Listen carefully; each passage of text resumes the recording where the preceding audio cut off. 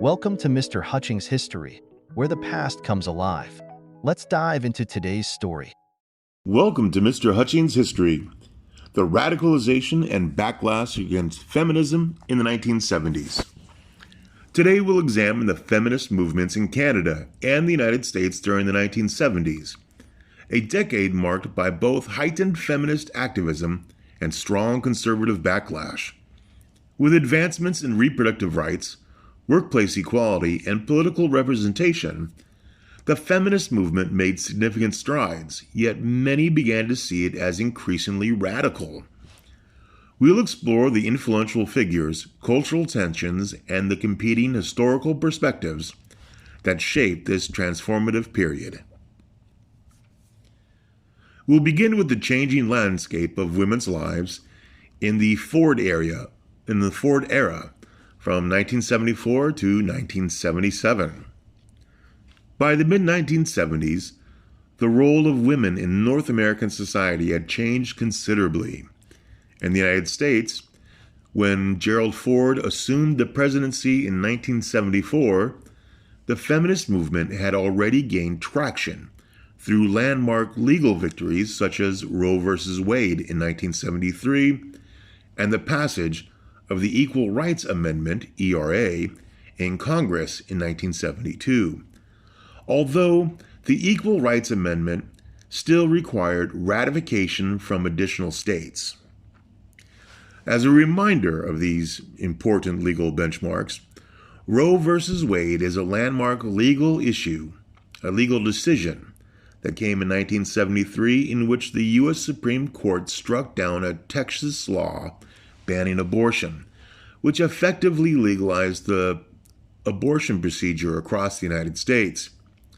The Supreme Court decided that a woman's right to an abortion was implicit in the right to privacy, which is protected by the 14th Amendment to the U.S. Constitution.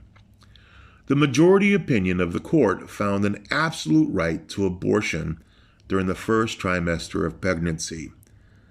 Now, there's certainly much more to this legal decision than that, but for the moment, that synopsis will be fine for this podcast. Additionally, in defining the Equal Rights Amendment and better understanding it, or also called the ERA, it was a proposed and probably is still a proposed amendment to the U.S. Constitution, and that would explicitly prohibit sex discrimination. The ERA was first proposed in 1923, and it seeks to secure full equality for women by ending legal distinctions between men and women in areas such as divorce, property, and employment. And although the ERA was approved by Congress in 1972, the approval fell short of the necessary second step, which is to be ratified by a specific number of states. And so, though Congress approved of the ERA ultimately failed because the states of the U.S. would not ratify it. Okay, back to the podcast. Gerald Ford's presidency was shaped by a growing awareness of gender equality, with his wife, First Lady Betty Ford, becoming an outspoken advocate of women's rights. Betty Ford supported the ERA and called the Roe v. Wade decision a great, great decision, signaling her endorsement of reproductive freedom as an essential right for women. Despite her advocacy, President Ford himself took little action to advance women's rights. He reflected a broader reluctance among political leaders to fully embrace the feminist agenda.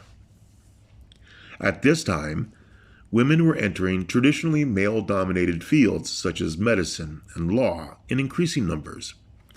Although women were still paid significantly less than men, by 1974, women in professional fields earned only about 73% of what their male counterparts earned. Surveys showed that the majority of female college students dismissed the idea that, quote, a woman's place was in the home, end quote. And most college women expected to work for most of their lives, even after starting families. This cultural shift that women in college expected to work and expected to work after having children represented a shift and laid the groundwork for further feminist demands as women increasingly recognized the inequalities they faced in the workforce and sought both legal and societal reforms. The Carter administration and the rise of feminist advocacy from 1977 to 1981. President Jimmy Carter's administration brought new hope for feminist activists. Carter appointed 2 women to his cabinet and placed more women in high-level government positions than any previous president. He publicly supported the ERA, which, despite being passed in Congress in 1972, still required ratification by additional states. By 1977, the National Organization for Women, NOW, had grown to nearly 70,000 members, driven by their advocacy for a fully equal partnership of the sexes as part of a worldwide revolution of human rights, as they described it. NOW's platform extended beyond the ERA to include demands for child care assistance for working mothers, legalized abortion, and comprehensive reproductive rights, pushing boundaries and mobilizing feminists around a broad agenda. However, these demands also began to alienate some individuals. Abortion, in particular, proved divisive. While many feminists saw it as an essential aspect of reproductive autonomy, other feminists viewed it as a radical demand that challenged traditional values. More radical groups like the radical lesbians, true label, not making that up, the radical lesbians critiqued NOW's mainstream approach as insufficiently progressive. The radical lesbians, it's actually all one word, the radical lesbians advocated for a more profound transformation of gender roles and sexuality. President Carter's support of women's rights did not go unchallenged. The conservative backlash to feminist demands was growing. With opponents warning that the ERA could erode traditional family structures, lead to unisex restrooms, and result in women being drafted into military service. These arguments became rallying cries for conservative groups opposed to the perceived radicalization of the feminist movement. I would like to introduce now a new character, a woman named Phyllis Schlafly, and her last name is Schlafly. Now, in this podcast, she won't get, in the topic of feminism, she hasn't really gotten much coverage from me, but today I'd really like to focus on her. But before I begin, I would like to say that it is difficult to underscore the importance that Phyllis Schlafly was, really from the 1950s to the 1990s. Schlafly was a woman, and she was a strong conservative voice who was influential in America's conservative cultural movement. She was influential with foreign policy decision. She was often called as an advisor by conservative presidents and other conservative politicians. She had ideas that would influence even UN policies. She was a prolific book writer who had some significant impact in her time, and she often did television interviews and wrote articles. If there were a counterpoint or counter person to Betty Friedan and Gloria Steinem, it would be Phyllis Schlafly. But Phyllis Schlafly didn't focus just on anti-feminism. She was also involved with the United States projecting power in its foreign affairs and had certainly very persuasive ideas at the time concerning the USSR and America's nuclear arsenal. What I mean to say is that Phyllis Schlafly was no minor character. Okay, so introducing Phyllis Schlafly and the conservative backlash. Perhaps the most influential figure in the anti-feminist backlash was Phyllis Schlafly. Her profession was a lawyer. She was a Catholic lawyer, mother of 6, and a conservative activist. She was known as the sweetheart of the silent majority. Schlafly became the face of opposition to the feminist movement. In 1972, she created an organization, Stop ERA, which later became part of her Eagle Forum. Schlafly's campaigns successfully mobilized an estimated 50,000 people against the ERA, and her powerful rhetoric resonated with those who feared that feminism threatened traditional gender roles and the stability of the family. Schlafly's opposition was evident at the 1977 National Women's Conference in Houston, Texas, where around 20,000 feminists gathered to discuss women's rights. The goal of the 1977 National Women's Conference was to hammer out a plan of action to be presented to Carter's administration and Congress for their consideration and/or adoption by U.S. national policymakers. Schlafly organized a counter-rally which attracted 8,000 supporters who protested the conference's feminist agenda. Schlafly argued that the ERA would lead to government-funded abortion and universal child care, all of which she claimed were against American family values.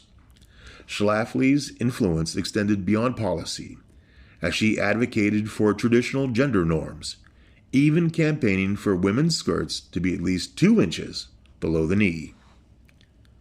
The conservative movement that Schlafly led marked a significant turning point in American politics, as it united conservative Christians, Catholics, and traditionalists around a shared anti-feminist platform. Schlafly's influence contributed to the eventual defeat of the ERA, which failed to secure the necessary state ratifications by its 1982 deadline. Okay, some schools of historical thought on the radicalization of feminism and the backlash. The rise of radical feminism and the conservative backlash have been analyzed through various schools of historical thought, each of them providing a unique perspective on the significance and impact of this period. Liberal feminists emphasize the importance of gradual reform within existing structures. From the liberal feminist perspective, the achievements of the 1970s, including the growth of NOW, the ERA, and reproductive rights advancements, are seen as significant progresses. However, liberal feminists are often critique the radical elements within the movement, arguing that demands like those of the radical lesbians risk alienating moderate supporters and undermining broader feminist goals. Radical feminists argue that the feminist movement's goals in the 1970s did not go far enough in challenging patriarchal structures. Radical feminists contend that issues like reproductive rights, sexual autonomy, and gender roles require a complete overhaul of societal norms, not just legislative reforms. Radical feminists support the critiques by breakaway groups like the radical lesbians, who viewed mainstream feminism as too conservative. From the radical feminist perspective, Schlafly's backlash is seen as an expected reaction from a society unprepared to address the deeper transformations that radical feminism advocated. From a conservative viewpoint, the feminist movement of the 1970s overstepped its bounds by challenging traditional family structures and traditional gender roles. Conservative historians often emphasize the importance of Schlafly's contributions, arguing that she represented a significant portion of American society concerned about preserving the nuclear family and social stability and general morality.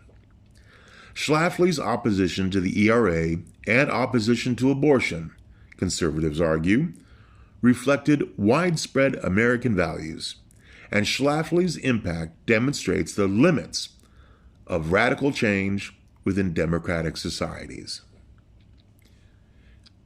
Intersectional feminists emphasize that while Intersectional feminists emphasize that while mainstream feminism in the 1970s focused on issues affecting primarily white middle-class women, the movement did not fully address the experiences of women of color, working-class women. Intersectional feminists argue that the feminist movement's internal divisions, such as those between mainstream feminists and the radical lesbians, highlight the need to consider multiple dimensions of identity in feminist advocacy. The intersectional feminist perspective suggests that the feminist movement's perceived radicalization was in part a response to the feminists' failure to address the needs of marginalized groups who also wanted to be heard. Interesting. Okay, I think I'll close up with the impact and legacy of the radicalization and the backlash. The feminist movement's evolution during the 1970s and the subsequent conservative backlash left an indelible mark on North American society. In Canada and the United States, feminism achieved significant gains, including expanded career opportunities, reproductive rights, and increased political representation. However, the backlash led by figures like Schlafly demonstrated the cultural resistance to these changes, including the political climate, and Schlafly demonstrated the cultural resistance to these changes, and she was able to influence the political climate, and she shaped the future of the feminist movement. In the United States, the failure of the Equal Rights Amendment to be ratified by the 1982 deadline was a significant setback for those supporters. This revealed the feminist movement's limitations when faced with organized conservative opposition. Feminist activists had to regroup and focus their efforts on local and state-level initiatives, as well as cultural change. The 1980s and beyond saw a gradual shift towards third-wave feminism, which sought to address some of the critiques of the 1970s movement, particularly the focus on experiences of white, middle-class women. In Canada, similar dynamics emerged, although the country's legislative framework offered a more robust protection for women's rights. Canadian feminists worked within the parliamentary system to achieve incremental legal changes, avoiding some of the backlash seen in the United States. Nevertheless, Canadian feminism also faced internal debates over the movement's direction and scope, leading to a more nuanced approach to gender equality. Well, thank you for joining today's episode of Mr. Hutchings History. The 1970s revealed both the transformative power and the limitation of feminist activism, as radical change met with equally determined resistance. Join us next time as we continue exploring the movements and moments that shape our world today. And wherever you're listening, thank you for tuning in. Thanks for listening to Mr. Hutchings History. Keep exploring, and we'll see you next time.